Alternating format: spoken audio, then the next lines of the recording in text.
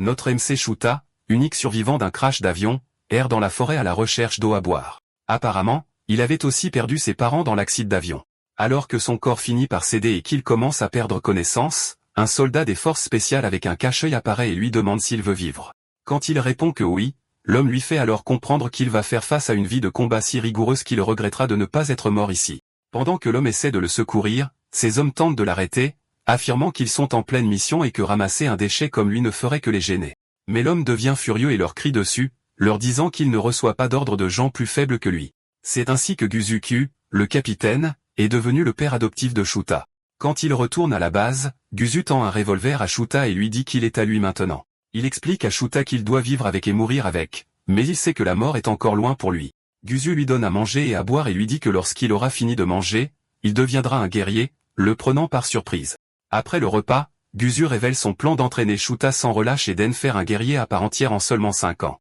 Guzu est un professionnel du combat menant des opérations de guérilla dans le monde entier. Comme il l'avait dit, Guzu commence à soumettre Shuta à diverses sessions d'entraînement rigoureuses. Il lui a enseigné les arts martiaux ainsi que le maniement de toutes sortes d'armes. Avant même qu'il s'en rende compte, il était devenu si fort que plus personne dans l'unité n'osait le traiter comme un déchet. Un jour, pendant l'entraînement avec son vieux, Shuta abat un sanglier d'un seul tir de sniper et le ramène finalement à la base. En apprenant son exploit, le reste des hommes de l'unité s'émerveille de son talent indéniable, car il n'a que 10 ans. Certains remarquent même qu'il pourrait en fait avoir plus de talent que le capitaine, dont la rumeur dit qu'il peut tirer dans l'œil droit d'un cerf à 1 kilomètre de distance.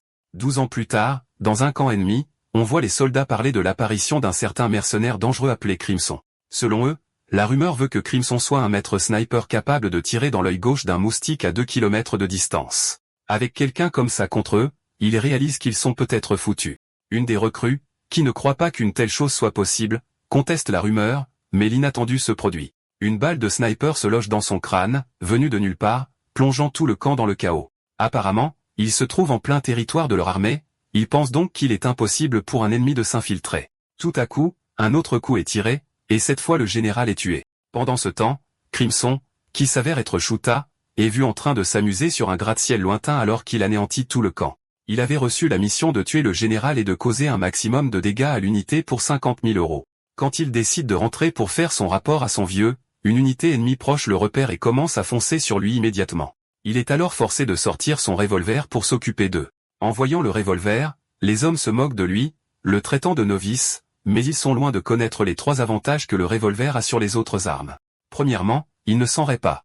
Deuxièmement, il peut utiliser des balles de gros calibre avec une forte puissance de pénétration. Et troisièmement, il a reçu la protection divine de la déesse du champ de bataille. Avec seulement 3 tirs, Shuta impose sa domination et anéantit l'unité entière. Il est ensuite secouru de la scène par Guzu avec un hélicoptère. Dans l'hélicoptère, Guzu le félicite d'avoir tué son 3e général de la guerre, mais annonce qu'il a une nouvelle mission pour laquelle Shuta doit se rendre au Japon. Comme on pouvait s'y attendre, Shuta suppose qu'il s'agit probablement d'une mission d'assassinat impliquant le Premier ministre ou quelqu'un d'autre de haut calibre. Mais le vieux l'interrompt, lui disant qu'il va enseigner dans un lycée prestigieux. Comme Shuta parle couramment 5 langues, Guzu lui dit que sa mission sera d'infiltrer l'école en tant que professeur d'anglais.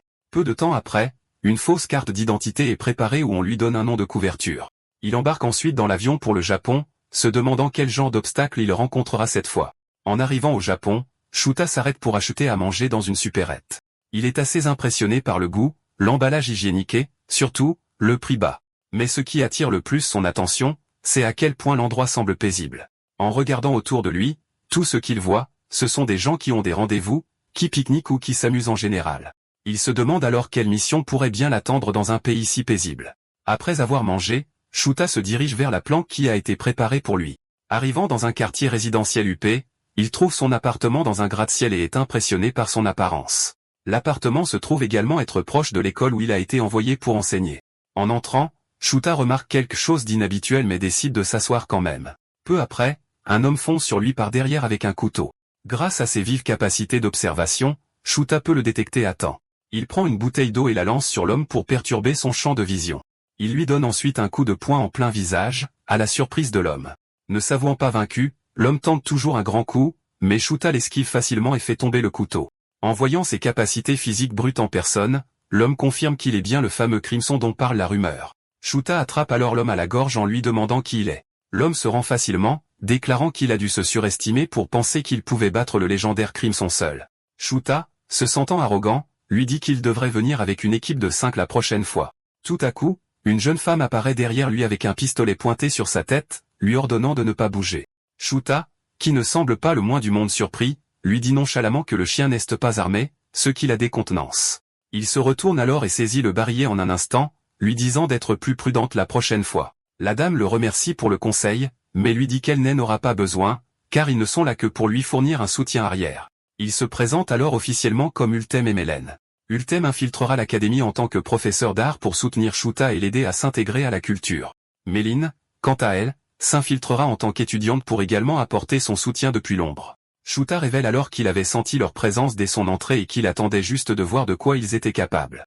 Il leur demande s'ils ont volontairement fait une attaque bas de gamme juste pour le tester, mais le moral du duo est anéanti car ils faisaient vraiment de leur mieux.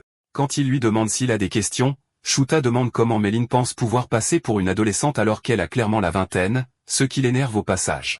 Elle explique alors que comme sa peau est parfaitement lisse, elle ne se démarquerait pas vraiment au milieu des lycéennes japonaises.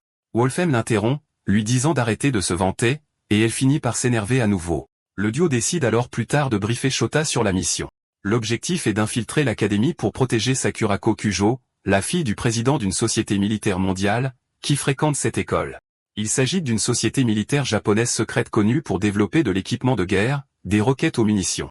On dit que la société utilise les pays voisins comme détour pour contourner les principes d'exportation d'armes du pays, ce qui n'était pas vraiment un problème tant que cela se limitait à l'Occident. Mais ils ont reçu des rapports indiquant que le président Kujo avait commencé à acheminer les produits vers des pays communistes, ce qui conduirait à terme à la destruction du monde. Comme des organisations du monde entier sont maintenant intéressées, elles vont très probablement essayer d'utiliser sa fille comme moyen de pression sur lui. C'est pourquoi quelqu'un d'aussi compétent que Shuta a été engagé pour la surveiller et la protéger de ces inconnus. Shuta est également censé baratiner Sakurako pour obtenir des informations sur l'exportation d'armes afin de déjouer les autres forces, mais ce sera un sérieux problème car le frérot a zéro tchatch. Mélin commente alors que son apparence majestueuse et nonchalante devrait suffire à la faire tomber amoureuse de lui naturellement. Le lendemain, suivant les informations qu'il a reçues sur la cible, Shuta monte dans un bus où il rencontre Sakurako. Lorsque le bus démarre, Shuta remarque que Sakurako agit étrangement, il suppose donc qu'elle a probablement de la fièvre ou une sorte de virus. Quand il communique avec le reste de l'équipe via son appareil de communication caché pour demander s'il doit la renvoyer chez elle, ils lui font remarquer qu'il n'est même pas en position de faire ça à une inconnue. Ulem, qui surveille tout l'incide avec un drone de surveillance, souligne que plutôt que de la fièvre, Sakurako est simplement gênée. Apparemment, elle se fait harceler par un homme beaucoup plus âgé et pervers par derrière dans le bus. Shuta réalise alors que cela fait probablement aussi partie de son devoir de garde du corps. Après lui avoir assez peloté les fesses, l'homme décide cependant d'aller plus loin en lui attrapant les seins, alors Shuta intervient. Tel le chevalier servant dont Sakuraka rêvait, Shuta attrape le bras de l'homme et le tord jusqu'à ce qu'il soit sur le point de se briser, le faisant hurler de douleur. Après avoir réprimandé l'homme, Sakurako remercie Shuta de l'avoir aidé, et il prend ça à la légère. Il lui dit alors qu'elle doit se défendre car elle n'obtiendra pas d'aide comme ça sur un champ de bataille. En entendant sa construction de phrases ringardes, Ultem et Malin se demandent si Shuta n'a vraiment jamais parlé à une fille auparavant. Peu après, le bus fait un bref arrêt, alors l'homme sort en trombe et commence à s'enfuir. Ne voulant pas le laisser s'échapper, Shuta le poursuit et finit par le rattraper dans une ruelle abandonnée. Alors que l'homme réalise qu'il ne peut plus courir, il sort un tasé et menace de l'utiliser sur Shuta s'il s'approche. À sa grande surprise, Shuta lui saisit la main avant qu'il ne s'en rende compte et le plaque au sol en moins d'une seconde. Il dit alors à Olfem de contacter la police. Olfem semble contre l'idée car ils sont censés être sous couverture, mais quand Shuta lui rappelle qu'il est un assassin, il accepte. Après s'être occupé du problème, Shuta arrive à l'école et réalise à quel point le temps a passé. Comme il avait été fortement retardé par la police après avoir livré le harceleur, il ne pouvait rien y faire. Ulfem lui ordonne de se présenter immédiatement au proviseur, mais il est complètement stupéfait quand il découvre que Shuta ne sait même pas ce qu'est un proviseur. Ayant été élevé par des guérilleros sud-américains, il n'a jamais fréquenté quoi que ce soit qui ressemble à une école. Cependant, Mélin, qui s'est déjà installé dans sa classe, explique via son propre appareil de communication discret qu'un proviseur est comme un colonel dans le contexte scolaire. En entendant cela, Shuta réalise à quel point une telle personne doit être importante. Il se dirige immédiatement vers le bureau pour se présenter officiellement. Quand il arrive, il est assez surpris car la personne qu'il rencontre ne ressemble en rien à un colonel. Le proviseur l'accueille chaleureusement et fait une remarque sur sa belle apparence. Pendant que Shuta essaie de deviner les compétences du proviseur, le vieil homme met la main dans la poche de sa veste pour prendre quelque chose. Shuta suppose immédiatement le pire, alors il met aussi la main sur son arme. Heureusement, Ultem et Méline parviennent à l'arrêter à temps avant qu'il ne cause un énorme chaos. De sa poche, le proviseur sort une carte de visite japonaise, qu'il lui tend. Shuta accepte la carte de visite de tout cœur alors que le proviseur se présente officiellement à lui. Il se présente également et s'excuse de son retard, mais le proviseur lui dit de ne pas s'en inquiéter. Shuta est assez surpris de la bienveillance du vieil homme car à l'armée, une faute aussi grave aurait mené à une cour martiale. Le vieil homme explique alors qu'il a reçu un rapport de la police sur la situation qu'il a gérée, il le félicite donc pour son acte courageux. Il affecte alors Shuta comme professeur principal adjoint pour la classe de seconde B, où se trouvent Sakurako et Mélène. En quittant le bureau, Shuta appelle accidentellement le proviseur colonel, prenant le vieil homme complètement par surprise.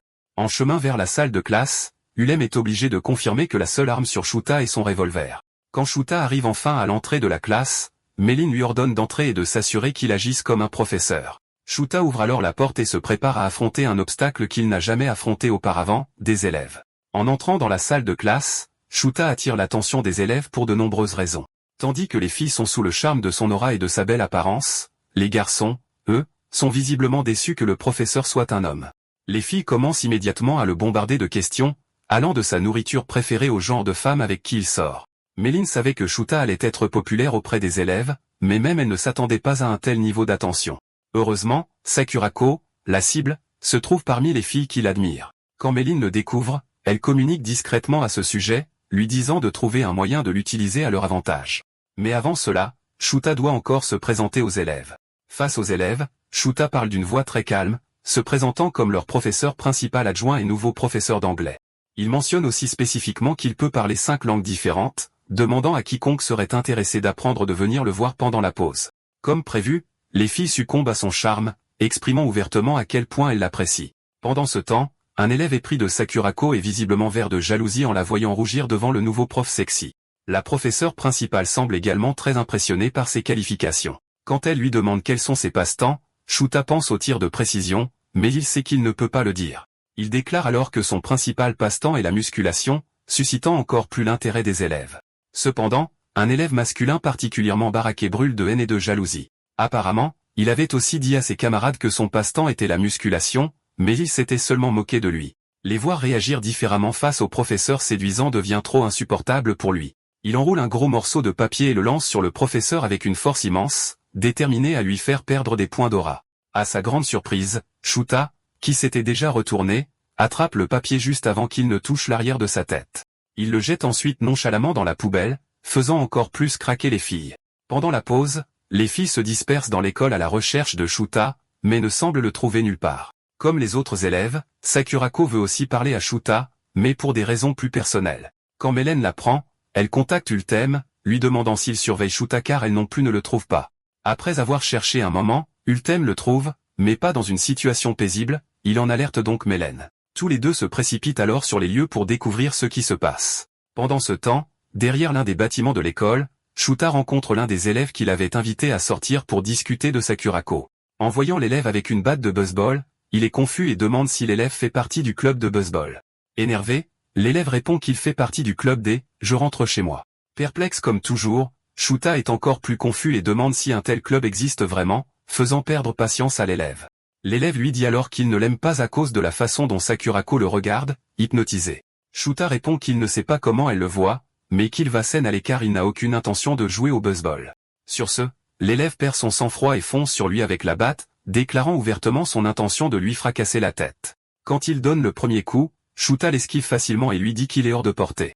L'élève devient furieux et donne quelques coups de plus, mais Shuta continue de lui faire la leçon sur la bonne façon de frapper tout en les esquivant. Il finit par en avoir assez de jouer, alors il assomme l'élève d'un léger coup de paume sur le front.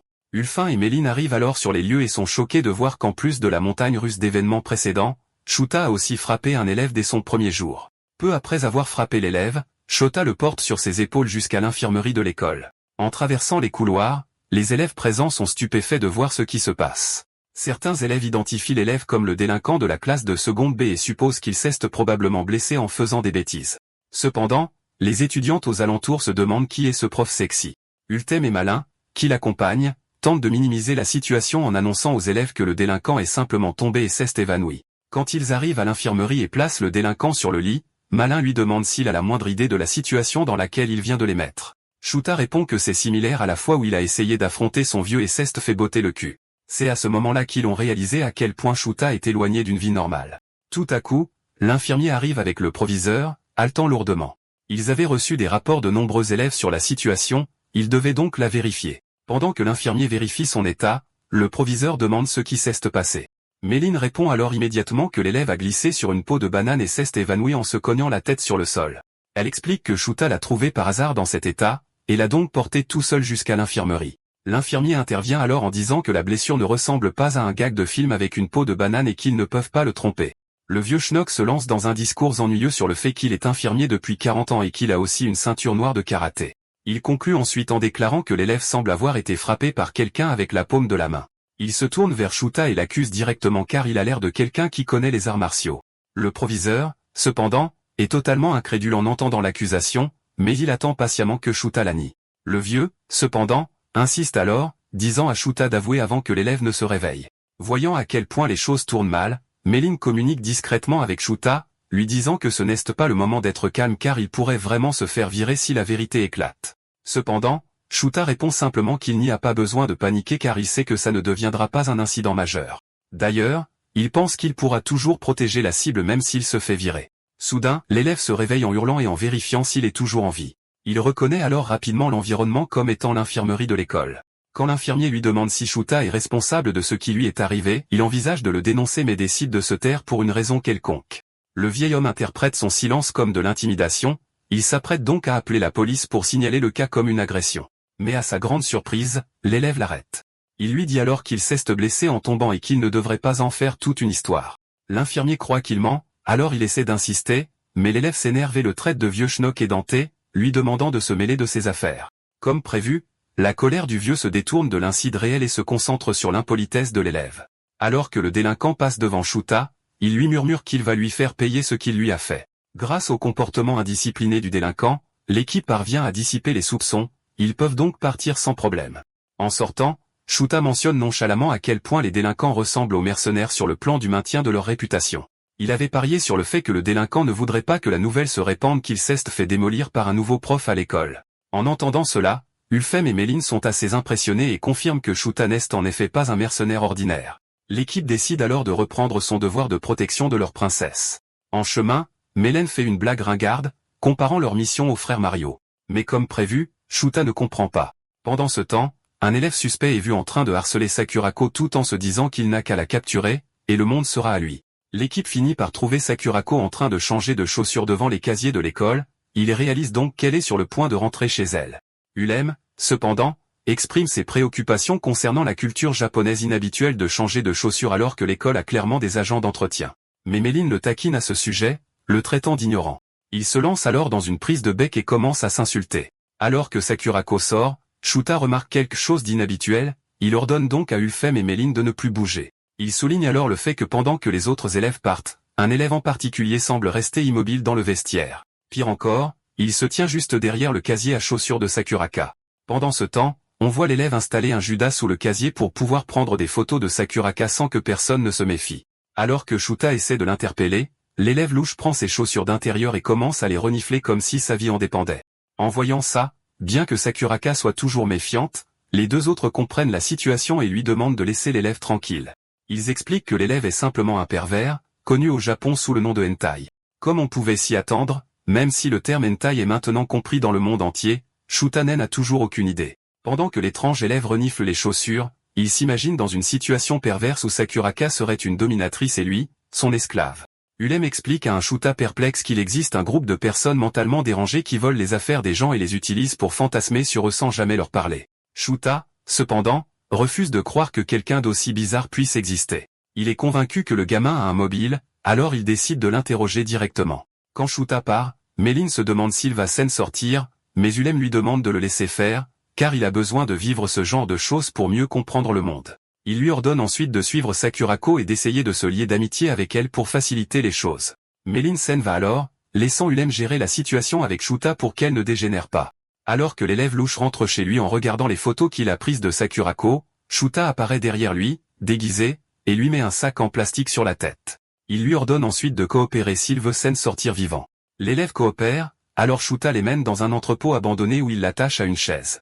Il interroge ensuite le gamin avec rigueur, lui demandant quelle organisation l'a engagé tout en le menaçant avec un morceau de verre brisé. Le gamin semble complètement perdu, alors Shuta énumère une série d'organisations bien connues en lui demandant à laquelle il appartient.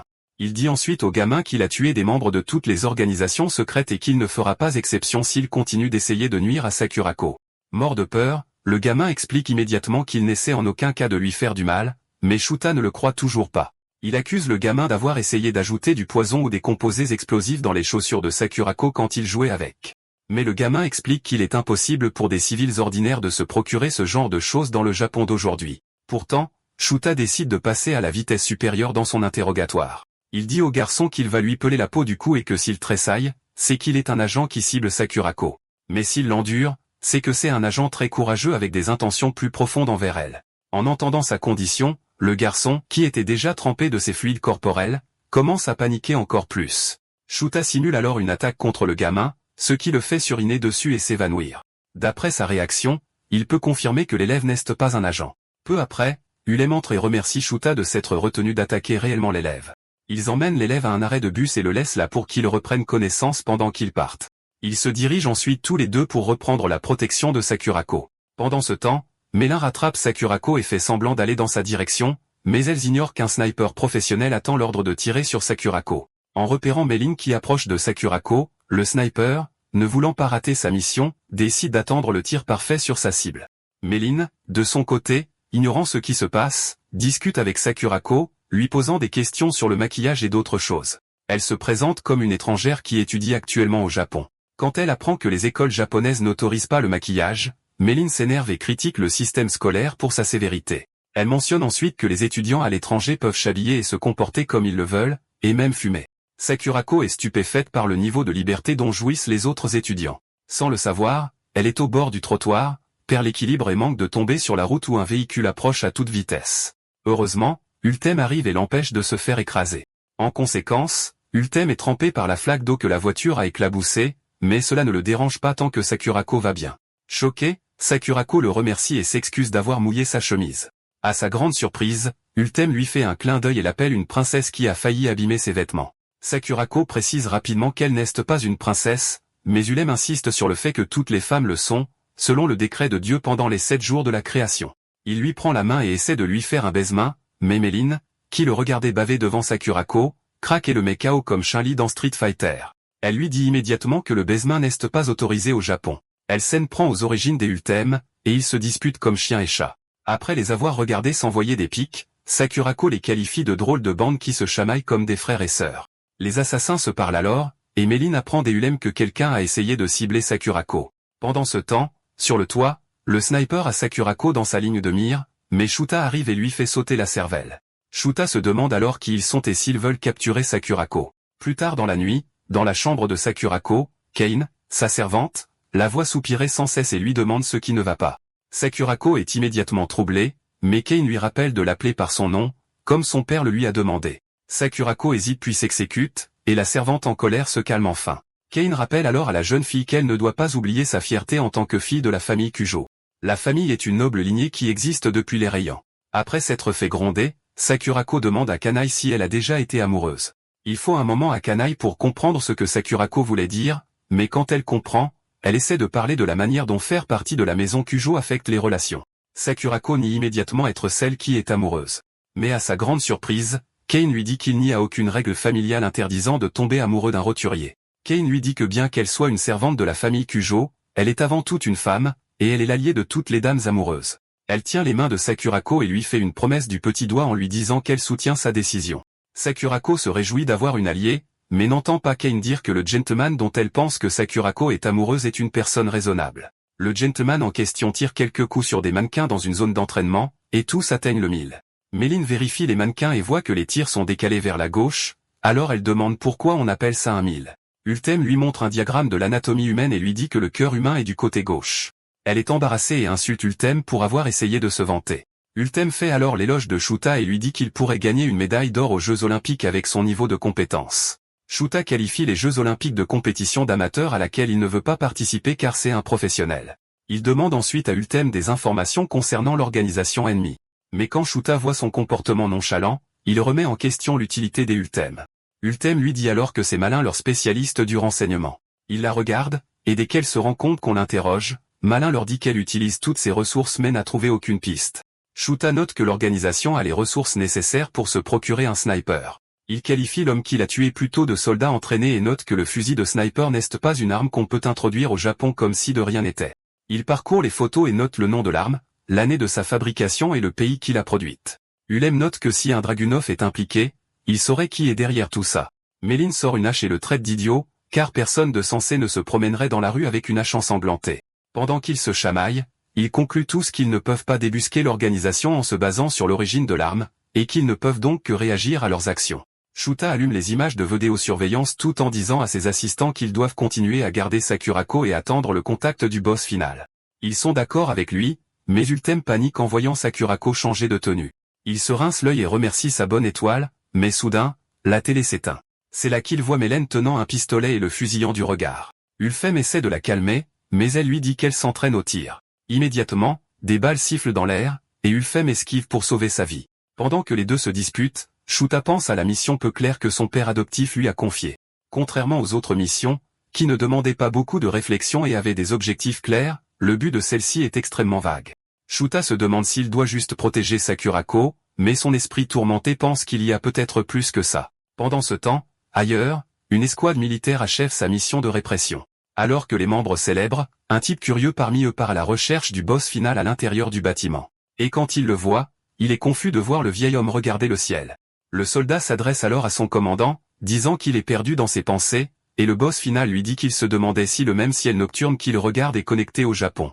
Cette même nuit, Shuta a rêvé de son passé, de la façon dont il a été élevé par son père adoptif après avoir été trouvé presque mort et entraîné durement jusqu'à devenir un pro. Quand Shuta est devenu adulte, il avait gagné le nom de Crimson, résultat du sang qu'il faisait verser à ses adversaires lors des missions. À l'époque, Shuta dominait le champ de bataille avec des flammes pourpres, et maintenant il craint que ces mêmes flammes ne le réduisent un jour en cendres. Le lendemain matin, il se réveille nu et décide de faire un peu d'exercice.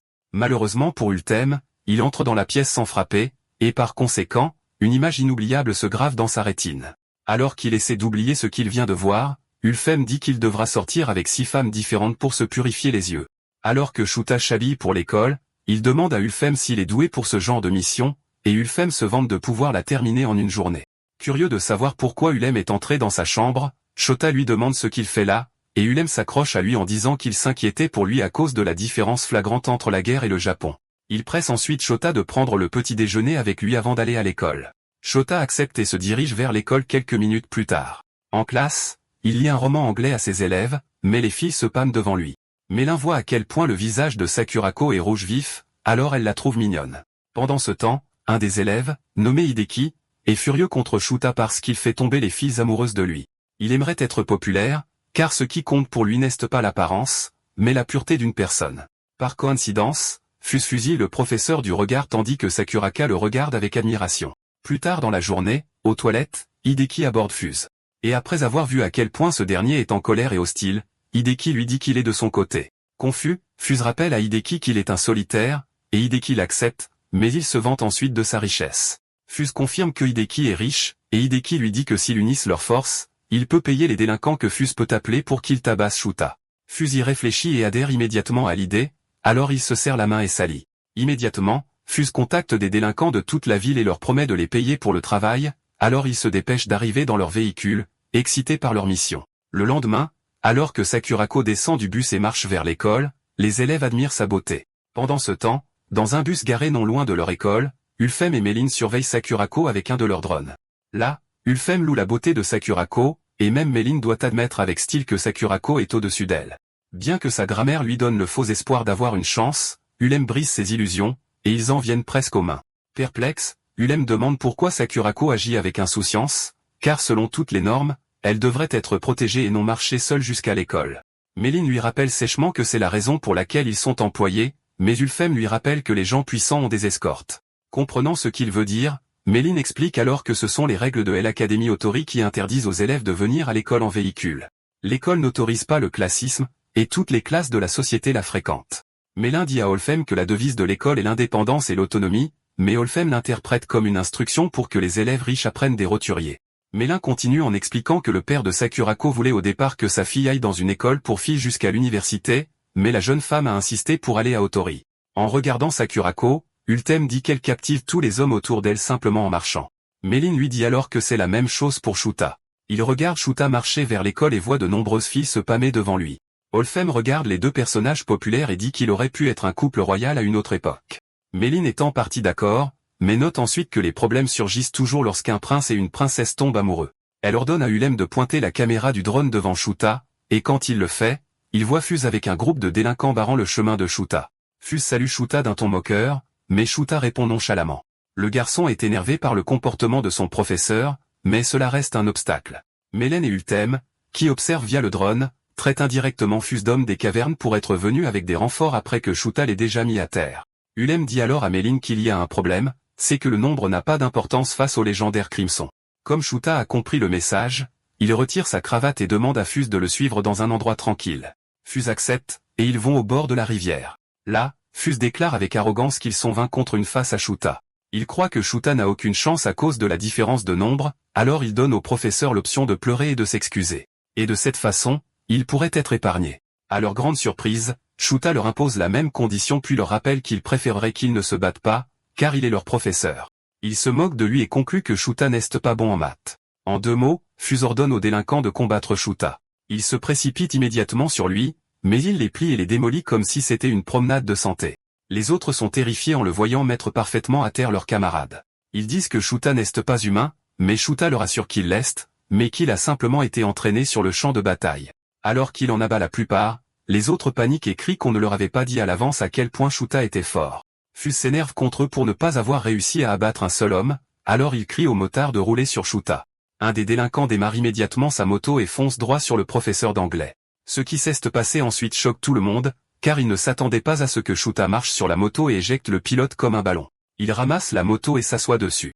Fuse perd son sang-froid et crie aux autres d'attaquer Shuta, mais Shuta le choque en fonçant droit sur lui comme un taureau enragé, avant de s'arrêter momentanément à quelques centimètres de son visage. Fuse transpire à grosses gouttes et tombe par terre, mais essaie toujours de faire le dur. Alors Shuta lui dit de remercier sa bonne étoile que les motos japonaises aient des systèmes de sécurité bien conçus.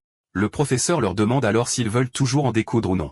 En entendant cela, les délinquants réfléchissent un peu avant de prendre la sage décision de dire adieu à Fuse et de s'enfuir. Fuse est choqué par leur comportement, alors il leur ordonne de revenir, mais ils le font taire et le traitent de lâche pour ne pas s'être battu. Les autres garçons qui restent conseillent à Fuse d'abandonner, car ils n'avaient aucune chance à 20 contre 1, et encore moins maintenant. Frustré, Fuse serre les dents puis crie sur Shuta, le traitant de bagarreur. Shuta lui répond calmement en demandant ce que Fuse veut, puis le traite de lâche. Fuse admet alors que Shuta est bon au combat, mais lui demande ensuite s'il a du cran. Shuta lui demande ce qu'il veut dire, et Fuse leur propose de régler ça avec une course de poules mouillées. Il monte sur une autre moto pour défier Shuta, le premier qui freine en fonçant vers le mur a perdu. Méline s'énerve en voyant Shuta accepter un jeu aussi ridicule, alors elle demande à Ulfin de la connecter à lui. Dès que la connexion est établie, elle lui demande s'il veut vraiment relever le défi, et Shuta confirme. Elle lui demande alors s'il est stupide, car il pourrait facilement régler l'affaire en les réduisant en bouillie. Elle lui demande ensuite ce qu'il fera si, par hasard, il perd la course de poules mouillées. Shuta compte bien le découvrir le moment venu.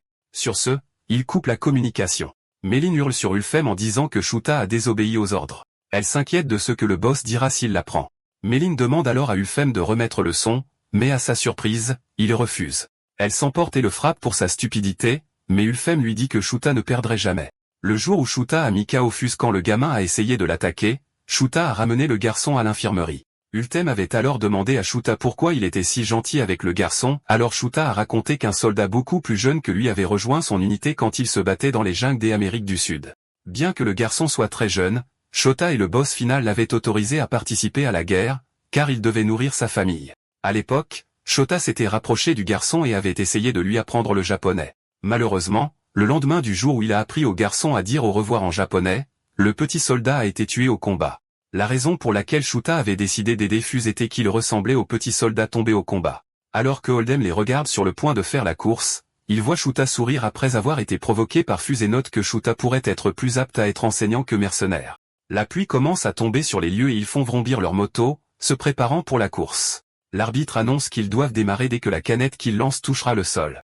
Méline a un mauvais pressentiment à propos de la course, mais Ulfem la calme en disant que Shuta est un professeur après tout.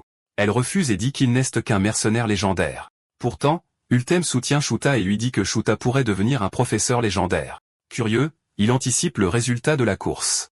Quelques secondes plus tard, l'arbitre lance la canette vide en l'air, et dès qu'elle atterrit, les motards démarrent. Shota le dépasse et accélère vers le mur. Fuse prend aussi de la vitesse, ce qui inquiète ses sbires. Pourtant, Shota ne faiblit pas et ne réduit pas sa vitesse, bien que le mur se rapproche plus que jamais. En voyant cela, Malin panique, sachant que s'il percute le mur à cette vitesse, Fuse mourra. Ulfhem, de son côté, félicite Fuse pour son courage, mais Malin s'inquiète pour la carrière d'enseignant de Shota, car s'il tue Fuse, ce sera la fin pour lui. Ulfhem, d'un autre côté, dit que cela ne peut arriver que si Shota abandonne le garçon, mais il est sûr que Shota ne fera pas une telle chose. Alors qu'il approche du mur, Shota jette un œil à Fuse et voit le garçon tout risquer juste pour sauver la face à l'école. À la dernière minute, Fuse freine par peur d'être transformé en bouillie, et immédiatement, Shota intervient en sautant de sa moto et en sauvant le garçon. Il sert de bouclier humain en tombant au sol et protège Fuse des égratignures. Les motos, quant à elles, s'écrasent contre le mur. Shota se relève alors après s'être blessé au front et demande à Fuse, par inquiétude, s'il va bien. Fuse se réveille et voit qu'il est en sécurité, il évalue alors la situation et réalise que Shota l'a sauvé. Shota l'observe et se détend en voyant que Fuse n'est pas blessé, puis il s'éloigne. Totalement confus, Fuse demande à Shota pourquoi il l'a sauvé, et que Shota aurait dû le laisser tranquille. Shota réalise alors que la raison pour laquelle Fuse agit de cette manière est qu'il est toujours seul. Le garçon serre les dents sous l'impact des mots de Shota et lui dit de ne pas le plaindre. Fuse se souvient alors que ses parents ne se souciaient pas de lui, et qu'il a dû se débrouiller seul dans un monde si solitaire. Shota s'approche de lui et lui dit que dans le monde qu'il connaît, les enfants ne sont pas laissés seuls car ils sont aussi de précieux atouts de combat et une force de travail. Il explique à Fuse qu'il a vécu dans un monde où la vie d'un enfant est aussi légère qu'une plume, mais que le problème vient de Fuse qui n'a pas cherché d'aide pendant tout ce temps. Sur ce, Shota tend la main à Fuse, et le garçon est choqué de voir quelqu'un se soucier de lui. Shota dit alors à Fuse qu'il n'est pas seul, et que s'il a envie de se défouler ou de s'énerver contre quelque chose, il n'a qu'à venir le voir. Et si c'est pour se battre, il affrontera Fuse autant de fois qu'il le voudra. Le garçon fond en larmes puis serre la main de Shota, acceptant. À ce moment-là, Méline admet qu'elle est impressionnée par l'ardeur de Shota. Elle est d'accord avec Ulthem pour dire que Shota ne sort pas de son personnage. Dehors, alors que Shota et Fuse quittent la rive, Fuse confirme que Shota vient déménager dans leur ville et lui propose de l'aider s'il a besoin de quoi que ce soit. Shota accepte en utilisant une terminologie étrange, et le garçon a du mal à comprendre ce qu'il dit. Méline réalise alors que leur organisation doit nettoyer le désordre que Shota et Fuse ont causé. Le pire, c'est que c'est elle qui en est responsable. Tandis que les garçons retournent à l'école, Hideki les regarde de loin et traite Fuse de lâche. Il change Davis et jure de faire renvoyer Shota de leur académie. Quelques jours plus tard, Hideki serre dans ses bras et essaie d'embrasser le portrait de Sakurako dans sa chambre. Soudain, ses femmes de chambre entrent dans sa chambre pour la nettoyer après l'avoir avoir informée au préalable. Il couvre rapidement son portrait et semble très embarrassé d'avoir été presque découvert. Il leur crie alors dessus pour être entré dans sa chambre sans sa permission et menace de les faire renvoyer. Il ordonne aux vieilles dames de quitter sa chambre, et dès qu'elles partent, elles continuent leur ménage ailleurs en se disant que le maître de maison sera furieux si elle ne nettoie pas la chambre des Hideki. Une autre femme de chambre lui dit de ne pas s'inquiéter car le vieux est toujours si occupé par son travail qu'il rentre rarement à la maison. Et même quand il rentre, il se dirige toujours directement vers la villa à Izu où il polit son vase préféré. Comme elles l'ont dit, le père des Hideki admire actuellement son vase, qu'il appelle Kakimon, un trésor national. Pendant ce temps, les femmes de chambre en ont assez du comportement des Hideki, car il fait tout ce qu'il veut, étant gâté par l'argent. Il commande même de la nourriture alors que les femmes de chambre auraient pu lui en préparer. Agacés par leurs reproches, Hideki les traite de moins que rien qui ne devrait pas lui dire comment dépenser son argent de poche. Elle le regarde d'un air réprobateur et se jure de faire en sorte que leurs enfants ne deviennent pas comme lui. Une semaine plus tard, Sakurako joue du piano pendant le cours de musique, et toute la classe l'applaudit. Ulfhem et Méline confirment qu'il n'y a aucune anomalie du côté de Sakurako, comme d'habitude. Ils parlent du fait que rien ne s'est passé depuis l'incident du sniper, et que tout est calme depuis. Curieuse, Méline demande à Ulfhem ce que Shota a fait, car elle ne l'a pas vu depuis ce matin. Ulfhem lui rapporte alors que Shota se fait sermonner par le directeur. Malin quitte la salle de musique après avoir appris que le directeur Tazaki a convoqué Shota. Pendant ce temps, dans le bureau du directeur, Tazaki dit à Shota qu'il y a une affaire troublante contre lui. Shota, comme d'habitude, se comporte de manière stricte et rigide avec le directeur, comme s'il parlait à un colonel. Il demande au directeur ce qu'il a fait, et Tazaki lui montre des photos de lui en train de rosser les délinquants au bord de la rivière. Shota dit simplement que c'est une photo de la leçon extrascolaire qu'ils ont eue l'autre jour, et il n'y voit aucun problème. Tazaki lui dit alors que les photos ont été distribuées à la. Ignorant ce que cela signifie, Shota le compare à LOTAN, pensant que c'est la version asiatique, mais Tazaki explique que c'est l'association des parents d'élèves. Toujours ignorant de ce que c'est, Shota se détend, mais le directeur lui dit de ne pas sous-estimer Lap car elle a actuellement plus de pouvoir que le directeur.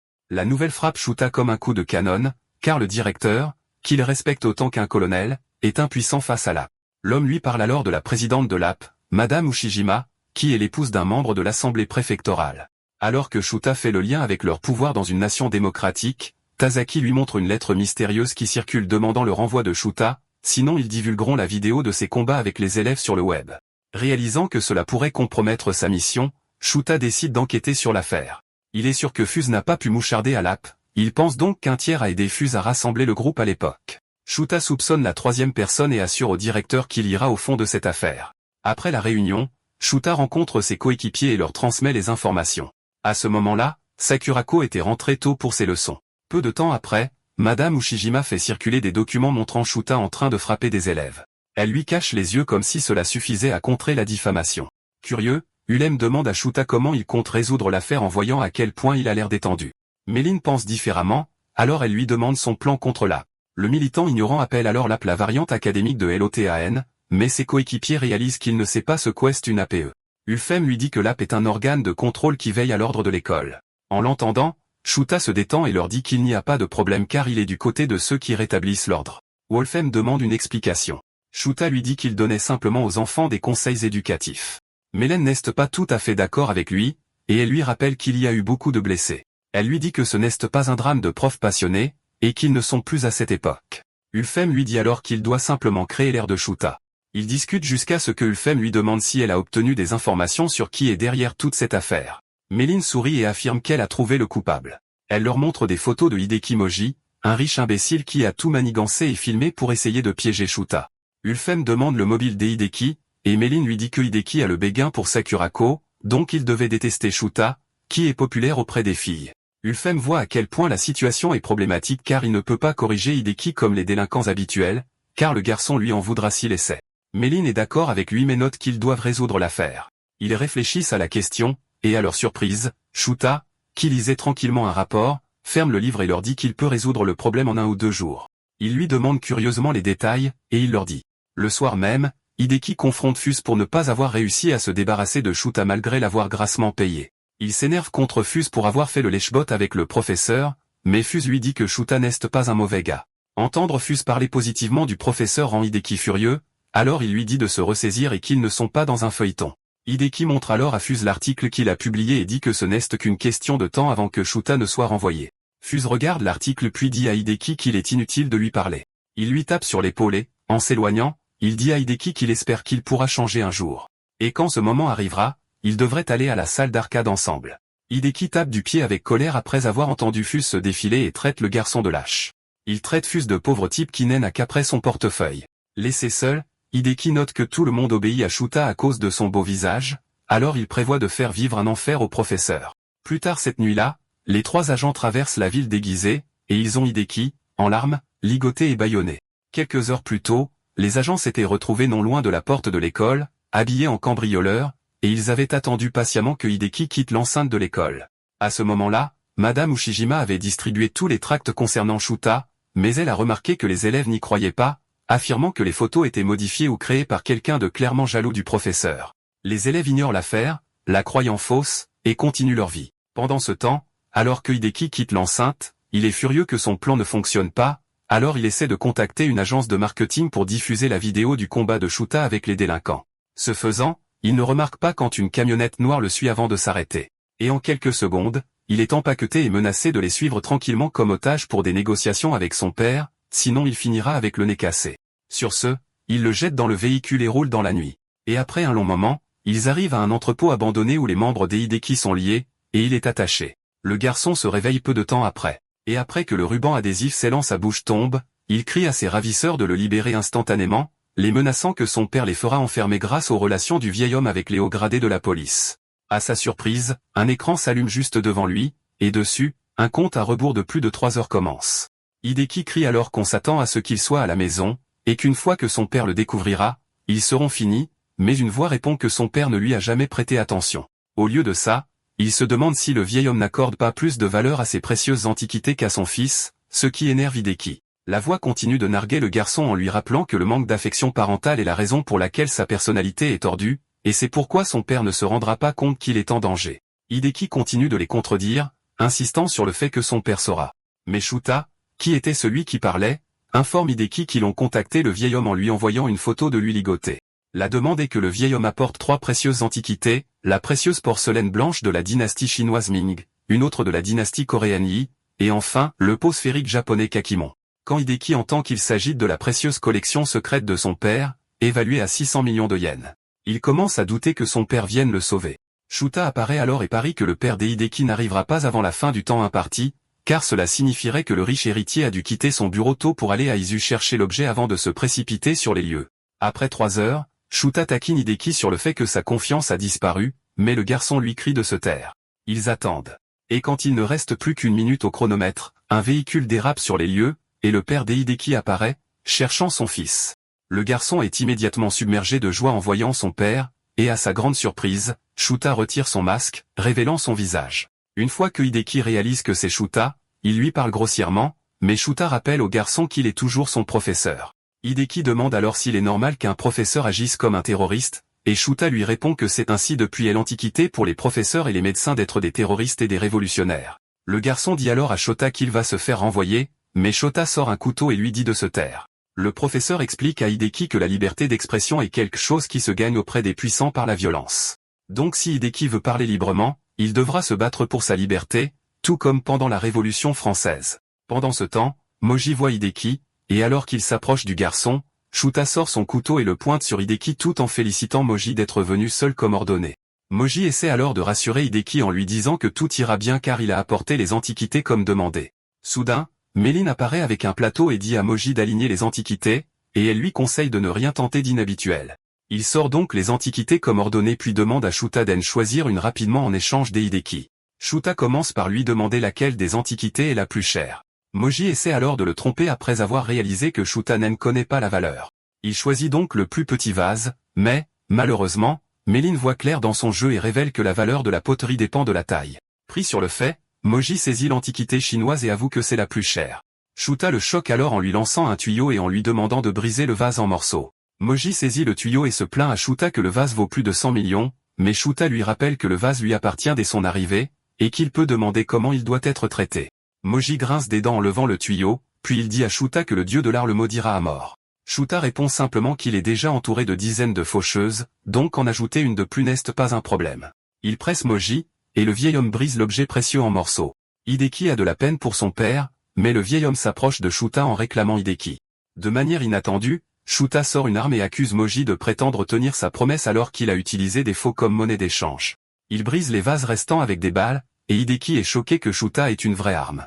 Shuta révèle alors que son équipe avait enquêté au préalable sur le fait que Moji possédait des faux à des fins de prévention du vol et soupçonnait que Moji apporterait les faux.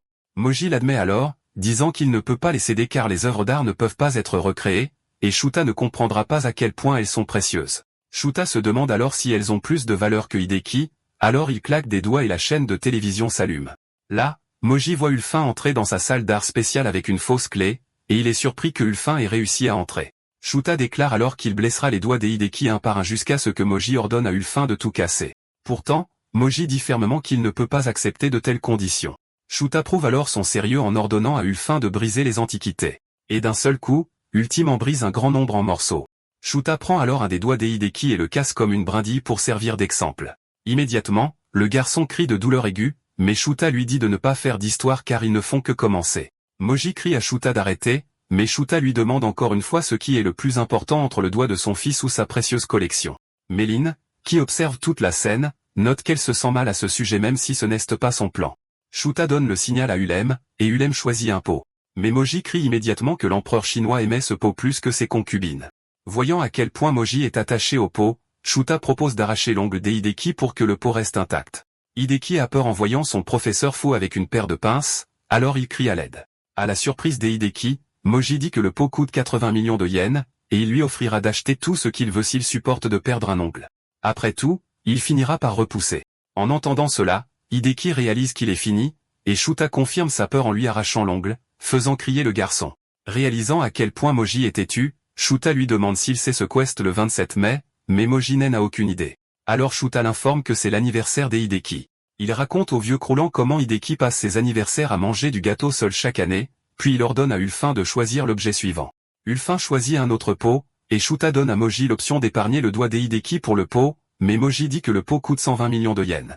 Shuta abandonne presque avec le vieil homme, mais lui demande ensuite s'il aime le temple Zenkoji. Confus, Moji répond qu'il n'a aucun sentiment pour cet endroit, puis Shuta lui rappelle comment Hideki a été ému par le temple lors d'une visite en famille, qui n'ouvre qu'une fois tous les 7 ans, et Hideki avait souhaité y retourner avec Moji. Shuta informe alors Moji que le temple ouvrira la semaine prochaine.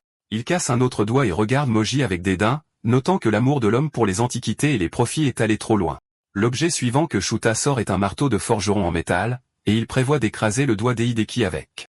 Il dit que les doigts peuvent se remettre de la méthode de torture précédente, mais qu'il n'y a pas de retour en arrière pour un doigt écrasé. Craignant pour sa vie, Hideki supplie Shuta d'arrêter, mais Shuta lui dit de supplier Moji à la place, alors le garçon se tourne vers son père et le supplie. Et à ce moment-là, Moji offre de payer une rançon de 100 millions de yens pour libérer Hideki. Shuta voit que Moji s'adoucit un peu, mais lui dit ensuite qu'il ne veut pas de son argent. À la place, il tend un livre à Moji et lui dit que si le pot est toujours plus important après avoir lu le livre, alors il écrasera les doigts d'Hideki. Shuta lève alors le marteau sur Hideki, mais Moji lui dit d'attendre et saute pour couvrir Hideki à la dernière seconde, pleurant et déclarant qu'il n'a plus besoin des pots, et que Shuta devrait lui rendre Hideki. Surpris, Hideki demande à Moji pourquoi, puisque Moji avait insisté sur le fait que le pot était plus important que sa propre vie. Moji ne change pas d'avis sur la question, mais il dit ensuite que le pot ne peut pas remplacer Hideki. Ceci étant enfin réglé, Ulfem brise toutes les antiquités, et Shuta libère Hideki. Moji se précipite alors vers lui et s'excuse, mais Hideki ne comprend toujours pas pourquoi le vieil homme a changé Davis. Alors Shuta explique que Moji a lu la rédaction d'enfance d'Hideki où celui-ci admirait son père et souhaitait hériter et maintenir son héritage en faisant de l'entreprise de construction de l'homme la numéro 1 au monde. Moji serre Hideki dans ses bras en admettant qu'il était si absorbé par le travail qu'il a oublié ce qui était le plus important pour lui. Il note qu'aucune collection d'argent ne peut remplacer une vie humaine et le temps précieux qu'il a passé avec son fils. À ce moment-là, Hideki est ému et pleure à chaudes larmes, ainsi le lien familial est rétabli. Enfin, Shuta quitte les lieux, notant que sa mission est accomplie. La semaine suivante, Hideki et Moji visitent ensemble le temple Zenkoji, et Moji remercie Shuta de lui avoir fait réaliser qu'il y a des choses que l'argent ne peut pas acheter. Pendant ce temps, Shuta et les autres observent depuis leur drone RC, et Ulem note que Shuta n'a pas l'air d'être du genre à casser le doigt de son élève. Méline l'insulte immédiatement pour ne pas réfléchir profondément, puis elle lui lance une main de mannequin avec un choc électrique intégré. Méline avait construit à la hâte le mannequin qui était porté sur le bras d'Hideki, et au moment exact où Shuta casse ou ruine le mannequin, Hideki reçoit un choc électrique. Ultem note que sous tension, presque n'importe qui dans la situation d'Hideki confondrait un petit choc électrique avec sa propre main. Méline s'inquiète ensuite que Ultem soit allé trop loin en brisant les antiquités, mais Ultem lui rappelle qu'il est un professeur d'arts plastiques, et que tout ce qu'il a fait, c'est créer de fausses images. Donc à la fin, personne n'a été blessé. Ceci étant réglé, Malin demande à Shuta sa récompense pour l'avoir aidé avec son plan, alors il lui demande le montant qu'elle veut voir transféré sur son compte. Quand elle lui dit qu'elle ne veut pas de dollars, Shuta énumère d'autres devises et valeurs qu'il peut lui envoyer, mais elle lui dit qu'elle n'est pas intéressée par tout ça, mais par du divertissement. Il pense immédiatement à des vacances, mais Mélène, qui aime l'idée, lui dit qu'elle veut le voir sortir avec une fille. L'idiot ne comprend toujours pas, alors Ultem explique en termes simples, disant qu'il est temps pour Shuta d'avoir un rendez-vous avec Sakurako. Shuta leur demande alors pourquoi ils veulent qu'il sorte avec sa cible à protéger, mais ils lui répondent que ça a l'air amusant. Comme ils l'ont aidé avec son plan, Shuta accepte le leur, et Méline glousse comme si elle regardait le meilleur des feuilletons. Elle l'appelle le grand professeur mercenaire, et pour une fois, elle et Ulfem sont sur la même longueur d'onde. Après le départ de Méline, Ultem dit à Shuta que Méline n'a pas soulevé cette affaire uniquement pour le divertissement, mais aussi pour qu'ils sondent l'ennemi, car le boss final n'a pas beaucoup d'informations sur eux et ne peut pas agir. Shuta dit à Ultem qu'il est conscient de cette partie, mais il n'a jamais eu de rendez-vous amoureux auparavant, donc il ne sait pas quoi faire.